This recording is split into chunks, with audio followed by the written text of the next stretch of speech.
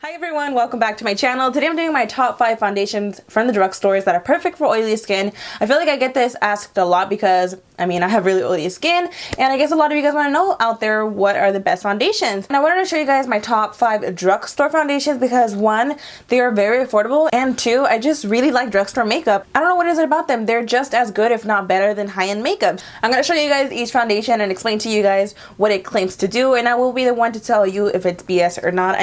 None of these will disappoint you because clearly they're all in my top 5, but of course, you know, everything that they say about these foundations are not like true facts, so I will be the one to tell you. So let's go ahead and get started. Alright, so the first foundation is the Covergirl Outlast Stay Fabulous 3-in-1 foundation.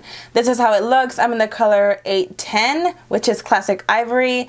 This is just like, I think, my color when I'm like the palest, I think. This has just been my absolute favorite foundation forever. I will never stop purchasing it. I actually do have a foundation that I'm like kind of obsessing over right now, but I'm going to show you guys that next. But I have to mention this one because I've always talked about this foundation. This foundation does retail for $6.59 at Target, and for some reason at Walmart it retails for $9.47.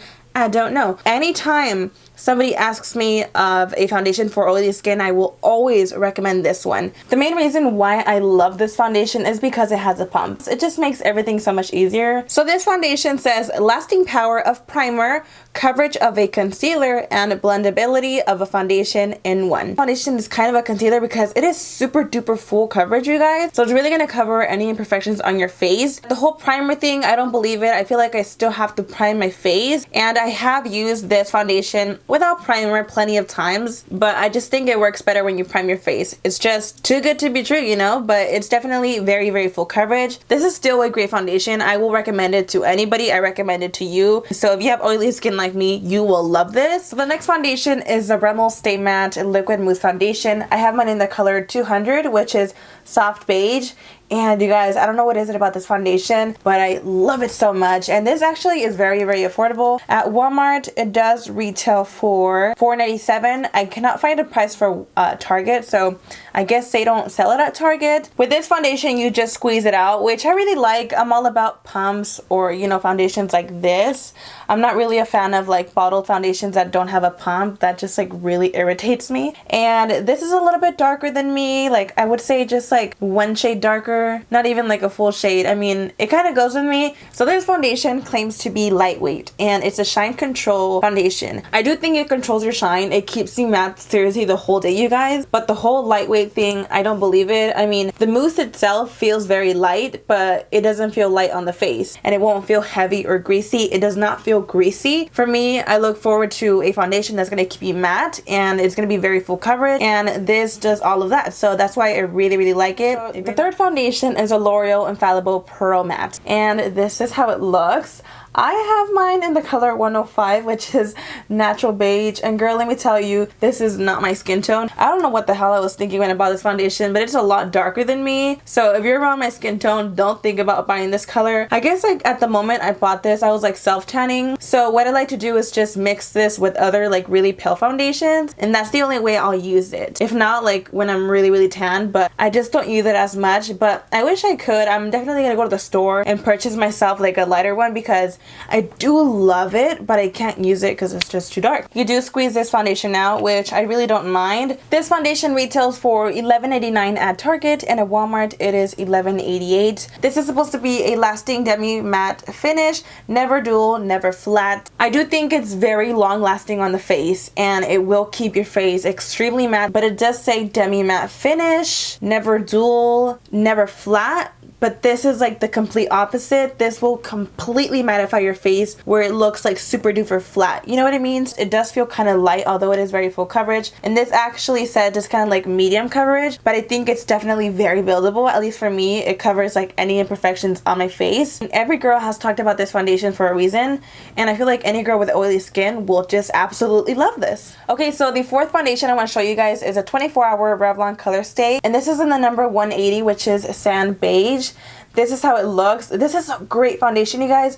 I remember using this like a while back and I loved it so much, but I feel like the reason why I don't use it as much is because it does not have a pump. I'm just all about pumps, or I'm good with foundations that are gonna like squeeze out, but when it comes to these, I'm just not a fan of. But the foundation itself is really good. It does mattify my face, but I wish it had a pump. This foundation does retail for $9.99 at Target, and at Walmart it is $9.98, only like a cent difference. This is supposed to wear up for 24 hours. I don't know who would need foundation for that long. You know, the times I've used it, it has lasted. This is supposed to give you a flawless look, and it is supposed to feel kind of lightweight on the face. It does give you a very flawless look, but I don't feel like it's super lightweight on the face. I could definitely feel this foundation when it's on my face. And one thing that I do not like about this foundation, well, first of all, it doesn't have a pump, and two, I feel like it will kind of cling on to like my dry areas of the face, which is really not that bad, but it kind of will cling on some areas. It's nothing like too crazy. I can definitely work with it, and I really like it. Alright, you guys, last but not least is the Maybelline Fit Me Matte Poreless Foundation. I'm in the number 128, which is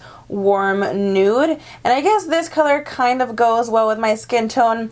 And it's funny because I mean, I didn't want to keep this foundation like last, but I purposely kept this foundation last because it is my least favorite out of my top 5. It's a great foundation, but I feel like it's just like it clings on your skin so much. So this foundation is for normal to oily skin. I don't think this is for just normal to oily skin. I really think you have to have oily skin to use this, because even for myself, it does cling on like my dry areas of the face. And it says right here that it mattifies and refines pores. It really does mattify your face, but the whole pores thing, I don't believe it. It really does nothing to my pores. Right now that we're going into winter, I don't really want to use this, and if I decide to, I really need to make sure my face is super moisturized, because anytime I use some kind of primer for oily skin, it just makes it worse. But it's one of my favorite foundations for oily skin because it really does control the oils. This is still a great foundation, you guys. Obviously it's in my top 5, but you know, I thought I would tell you guys about the whole clinging because that's probably the one thing that really bugs me. Oh, and this also does not have a pump, but overall it's still a great foundation. Okay, you guys, that was it for my top 5 at Drugstore foundations, and I really hope that you guys enjoyed this video. If you did find it super helpful, don't forget to give it a huge thumbs up, and if you're not subscribed to my channel, please subscribe.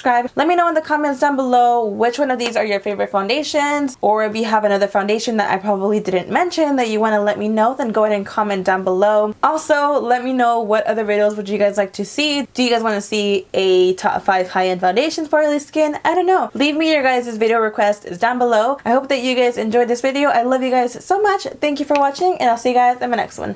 Bye!